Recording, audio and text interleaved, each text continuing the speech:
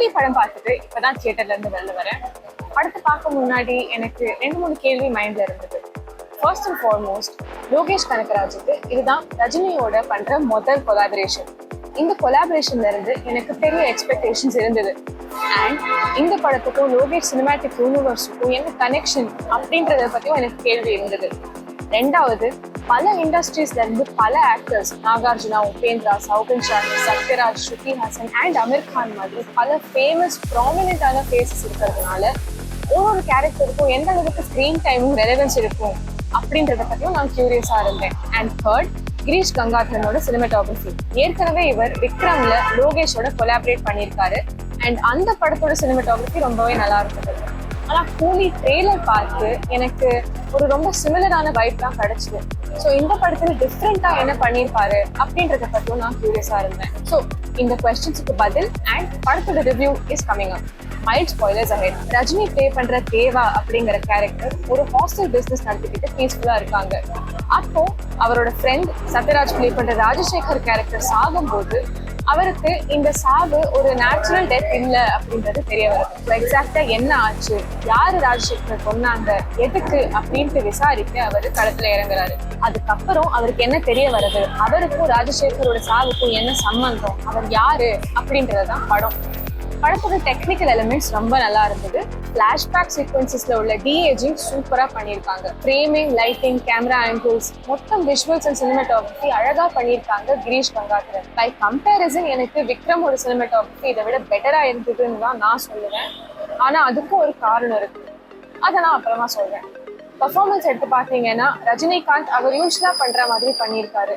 நல்லா தான் இருந்தாரு, ஆனா புதுசா இருக்கு அப்படின்னு சொல்ற மாதிரி எதுவுமே இருக்கல.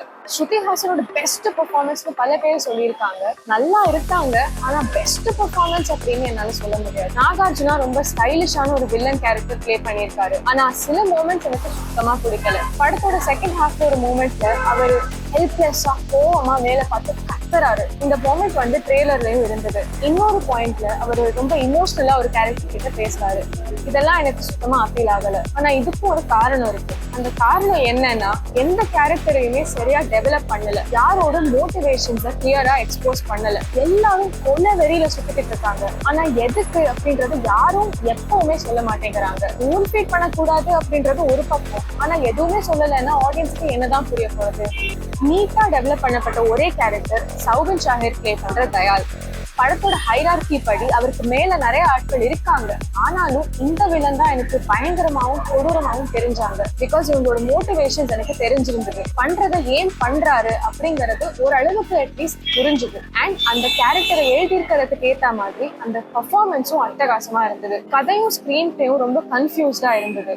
என்னமோ தெரியல, இந்த காலத்தோட த்ரில்லர் எழுதுறவங்க ஒரு கதை எந்த அளவுக்கு காம்ப்ளிகேட்டடா இருக்கோ அவ்வளோ இன்ட்ரெஸ்டிங்கா இருக்கும் அப்படின்னு நினைச்சு வேலை பார்க்குறாங்கன்னு தோணுது. ட்விஸ்ட் இருந்தாதான் கதை நல்லா இருக்கும் அப்படின்னு நம்புறாங்க.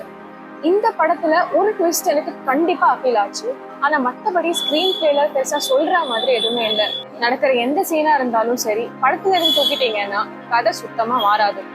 அண்ட் ஸ்கிரீன் பிளே சரியா இல்லைன்னா டெக்னிக்கல் எலிமெண்ட்ஸ் எந்த அளவுக்கு நல்லா பண்ணாலும் பிரயோஜனம் இல்லை.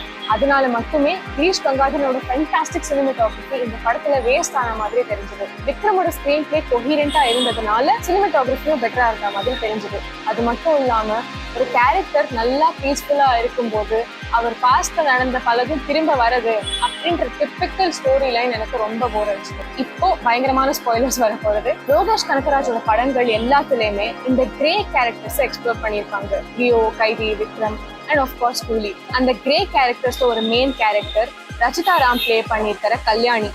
அவங்க யாருன்னு தெரிய வர அந்த ட்விஸ்ட் எனக்கு பயங்கரமா லேண்ட் ஆச்சு. அந்த ரோலை நல்லா பிளே பண்ணியிருக்காங்க ரச்சிதா ராம். ஆனா கடைசியில அந்த கேரக்டருக்கு ஒரு சூப்பர் பெண்டிங் கொடுக்குற ஒரு பயங்கர ஆப்பர்ச்சுனிட்டி கிரியேட் பண்ணிட்டு நாகார்ஜுனா ஃபேன்ஸ்க்கு பயந்தோ என்னவோ தெரியல, அதை யூஸ் பண்ணாம விட்டுறாங்க. இது எனக்கு ரொம்பவே ஃப்ரஸ்ட்ரேட்டிங்கா இருந்தது. ஓகே, ஸோ பிகினிங்ல கேட்ட கேள்வி. ஃபர்ஸ்ட்லி, கூலி ஒரு ஸ்டாண்ட் அலோன் ஃபிலிம். இதுக்கும் எல்சியூக்கும் சம்மந்தம் இல்லை. ஆக்சுவலி இதை பத்தி யோசிச்சு பார்த்தா படம் வர முன்னாடியே இதை சொல்லியிருந்தாங்கன்னு நினைக்கிறேன். ரெண்டாவது விஷயம், ப்ராமினென்டான ஆக்டர்ஸை காஸ்ட் பண்ணதுனால கேரக்டர்ஸோட வேல்யூ குறையுதான். சிம்பிள் ஆன்சர், எஸ், குறையுது. நாகார்ஜுனாவோட கேரக்டர் ரொம்ப நல்லாவும் ஸ்டைலிஷாவும் இருந்தாலும் அவரை படத்துல இருந்து தூக்கி இருந்தாலும் அவருக்கு பதிலா வேற யாராச்சும் போட்டிருந்தாலும் படத்துல சுத்தமா ஒரு வித்தியாசமும் இருந்திருக்காது. மற்ற ஆக்டர்ஸும் சரி அவங்களோட கேரக்டர்ஸ் சரியா எழுதாததுனால அவங்க ஷைன் ஆக சான்ஸ் கிடைக்கல அப்படின்னு தான் நான் சொல்லுவேன். அண்ட் தேர்ட், சினிமாட்டோகிராஃபியை பத்தின கேள்விக்கு நான் ஏற்கனவே பதில் சொல்லிட்டேன். In terms of visuals Vikram was the better film. ஆனா அதுக்கு ஒரு மெயினான காரணம் அந்த படத்தோட ஸ்கிரீன் பிளே இதை விட பெட்டரா இருந்ததுதான் ஸ்கோர்ஸ். ஸோ 5 ஸ்டார்ல ஒரு ஸ்டாரும் ஒரு எலிமெண்ட் அப்படின்னு எடுத்து பார்த்தீங்கன்னா பெர்ஃபார்மன்ஸுக்கு ஒரு 25, டெக்னிக்கல் எலிமெண்ட்ஸ்க்கு ஒரு 75, ஸ்க்ரீன் பிளேக்கு 10, மியூசிக். இப்போ மியூசிக் எடுத்து பார்த்தீங்கன்னா அனிருத்தோட ஒர்க்கில் ஒரு கேரக்டருக்கு ஸ்பெஷல் தீம் மியூசிக் கம்போஸ் பண்ணுவார். இந்த படத்துல உபேந்திராவோட சீன்ஸ்ல வந்த மியூசிக் சூப்பரா இருந்தது. It's very fresh and original. ஆனா அதை தவிர மியூசிக் எனக்கு பெருசா அப்பீல் ஆகல. எஸ்பெஷலி இங்கிலீஷ் ரேப் யூஸ் பண்ணியிருந்தது எனக்கு சுத்தமா ஒர்க் ஆகல. இந்த படத்துக்கும் அந்த இங்கிலீஷ் ரேப்புக்கும் சம்மந்தமே இல்லை. அண்ட் அந்த ரேப் எப்பவுமே நான் ஸ்டாப் ஓடிட்டு இருந்தது. லிரிக்ஸும் ரொம்ப ஜெனரிக்கா இருந்ததுனால படத்தோட ஸ்கோர் எனக்கு பிடிக்கல. உப்பியோட மியூசிக்காக மட்டுமே 10 கொடுக்கலாம். Finally originality 0. Nothing new about this film. மொத்தத்துல 1.2 ஸ்டார்ஸ் அவுட் ஆஃப் 5. கடைசியில மோஸ்ட் இம்பார்ட்டன்ட் கேள்வி, இந்த படத்தை நீங்க போய் தியேட்டர்ல பார்க்கணுமா? ஆக்சுவலி ஒரு ரஜினி படத்துக்கு இது ஒரு கேள்வியே இல்லை. படம் எப்படி இருந்தாலும் இந்த கேள்விக்கு பதில் சேம் தான். போய் பாருங்க. ஒரு 3 hours ஒதுக்கி படத்தை போய் தியேட்டர்ல பார்த்துட்டு நீங்களே ஒரு முடிவுக்கு வாங்க. ஓடிடியில் வர வரைக்கும் வெயிட் பண்ணாதீங்க. Because this is an experience for the theaters. ஓடிடியில் பார்த்தா உங்களோட ஒப்பீனியன் இதை விட கேவலமா இருக்கும்னு தான் நான் நம்புறேன். இன்கேஸ் உங்களுக்கு இன்ட்ரெஸ்ட் இல்லைன்னா இந்த வாரம் வார் 2 கூட ரிலீஸ் ஆகுது. பிளஸ் இந்த வீக்கெண்ட் ஏஆர்ஆருக்கு ஒரு ட்ரிபியூட்டான ஒரு மியூசிக்கல் பர்ஃபார்மன்ஸ் ஆழ்வார்பேட்டில் நடக்குது. அண்ட் எம்எஸ்விக்கு ட்ரிபியூட்டான ஒரு மியூசிக்கல் பர்ஃபார்மன்ஸ் பாரிஸ்ல நடக்குது. I think both of these might be worth checking out.